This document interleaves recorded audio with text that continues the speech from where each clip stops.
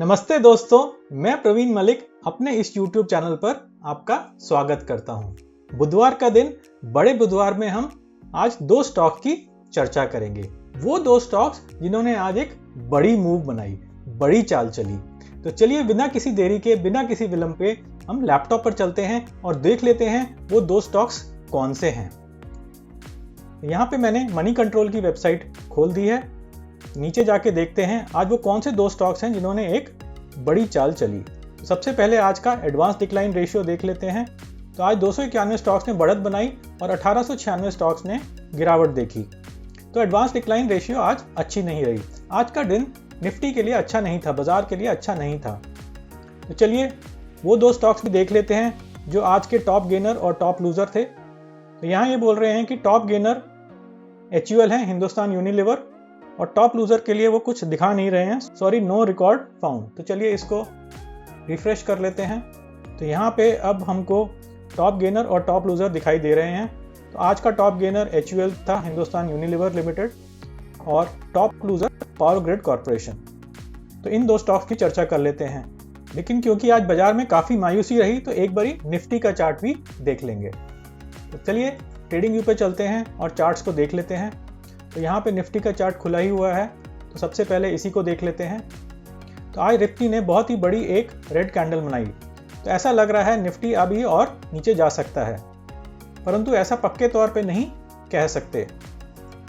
कुछ समय तक निफ्टी कंजेशन में रहा, ये कंजेशन जोन थी, और उसके बाद निफ्टी ने एक अच्छी कैंडल बनाई जो ब्रेकआउट कैंडल लग रही थी। तो इस रेक्टेंगल को एक बारी मैं हटा देता हूँ और एक और रेक्टेंगल डाल देते हैं। तो यहाँ पे निफ्टी ने एक बहुत अच्छी कैंडल बनाई जो लग रहा था कि ब्रेकआउट कैंडल है, लेकिन उसके बाद आज की कैंडल बहुत ही खराब बनी है।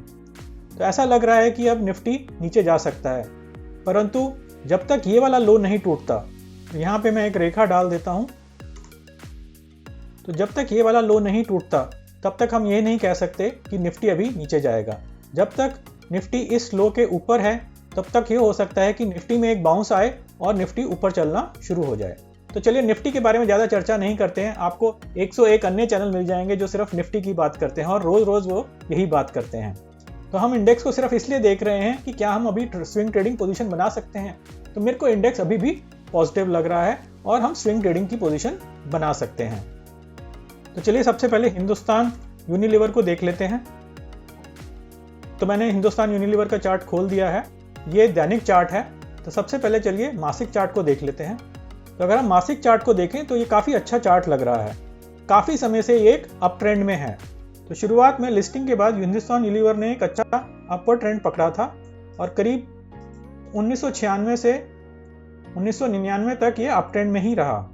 उसके बाद हिंदुस्तान यूनिलीवर एक कंसोलिडेशन में चला गया और एक लंबे टाइम तक कंसोलिडेशन में ही रहा। तो करीब करीब 2005-2006 तक ये कंसोलिडेशन में ही रहा और उसके बाद ये ऊपर चढ़ना शुरू हो गया। तो अभी देखें तो ये बहुत अच्छे अप ट्रेंड में है, परंतु अब की हमको कुछ कंसोलिडेशन दिख रही है। तो हो सकता है ये कंसोलिडेशन लंबी चले। ये कंसोलिडेशन करीब मार्च 2021 में शुरू हुई थी और अभी तक चल रही है। तो करीब करीब 3 साल हो गए हैं, अभी तक ये कंसोलिडेशन चल रही है। अगर हम पिछले टाइम फ्रेम में जाएं तो यहाँ पे अभी 1999 से करीब करीब 2006 तक एक कंसोलिडेशन चलती रही। तो चलिए एक बार ये साप्ताहिक चार्ट को भी देख लेते हैं। रेक्टेंगल में एक बार हटा देता हूँ। तो अभी स्टॉक एक रेंज में ट्रेड कर रहा है और ये रेंज करीब करीब इतनी बड़ी है। ऊपर की तरफ करीब करीब 2900 रुपये और नीचे की तरफ करीब करीब 1950 रुपये। तो काफ़ी बड़ी रेंज है और इस बड़ी रेंज में एक छोटी रेंज और बनी हुई है। चलिए इसको भी मार्क कर लेते हैं। चलिए अभी मैं इस बड़े रेक्टेंगल को हटा देता हूं और छोटे रेक्टेंगल को ही देखते हैं। चलिए अब दैनिक चार्ट पे चलते हैं और देखते हैं कि क्या हो रहा है। तो अगर हम दैनिक चार्ट पे देखें तो हमको लग रहा है कि हिंदुस्तान यूनिलीवर अभी एक साइडवेज मूवमेंट में है। इसमें कोई ट्रेंड नहीं है, तो एक साइडवेज ट्रेंड ही चल रहा है। तो ऐसे स्टॉक्स में जनरली स्विंग ट्रेडिंग लाभकारी नहीं होती, परंतु क्योंकि ये एक रेंज में है, इसमें एक पोजिशनल ट्रेडिंग करी जा सकती है। तो अभी यहाँ पे ये रेंज के बॉटम पर है और यहाँ पे अगर कोई खरीदारी करता है तो हो सकता है कि ये रेंज के टॉप तक चला जाए। तो इस रेक्टेंगल को हटा देते हैं, रेंज के टॉप पे और रेंज के बॉटम पे 2 रेखाएं बना देते हैं।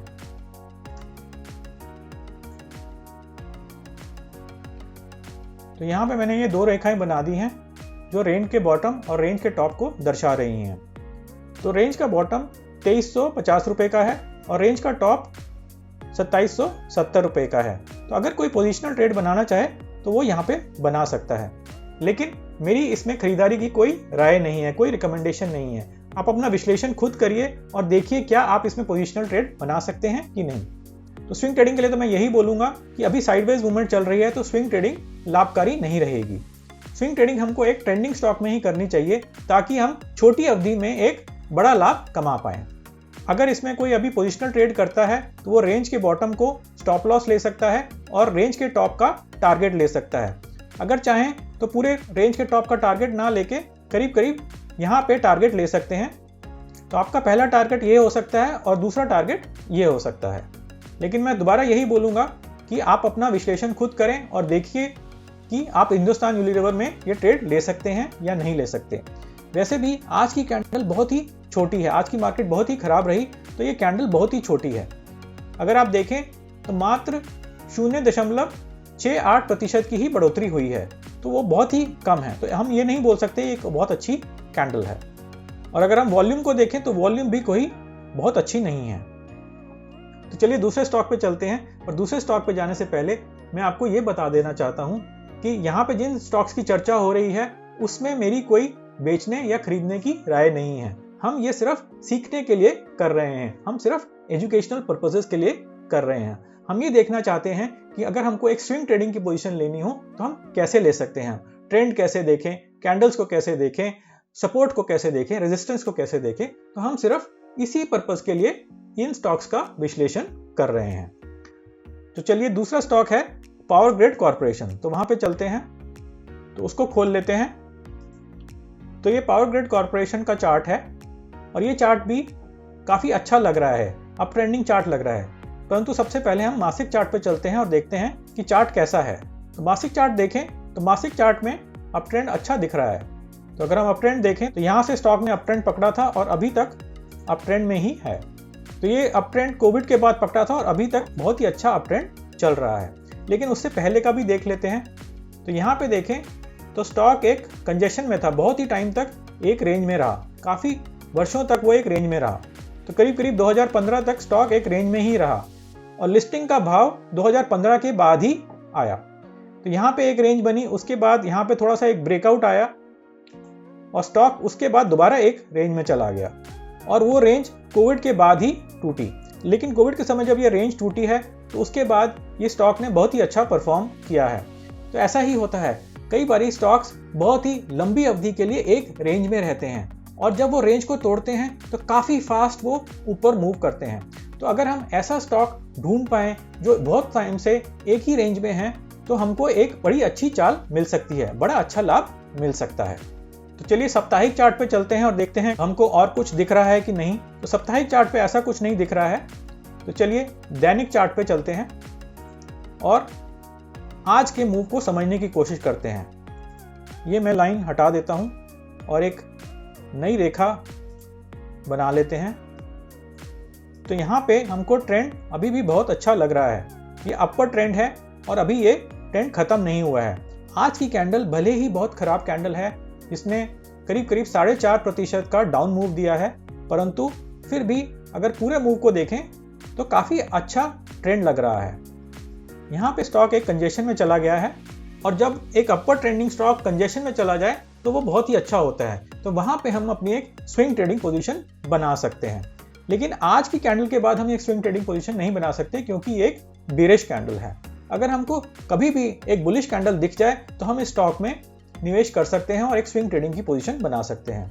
परंतु फिर भी मैं यही बोलूंगा, आप अपना विश्लेषण खुद करिए। मेरी इस स्टॉक में बेचने या खरीदने की कोई राय नहीं है, कोई रिकमेंडेशन नहीं है।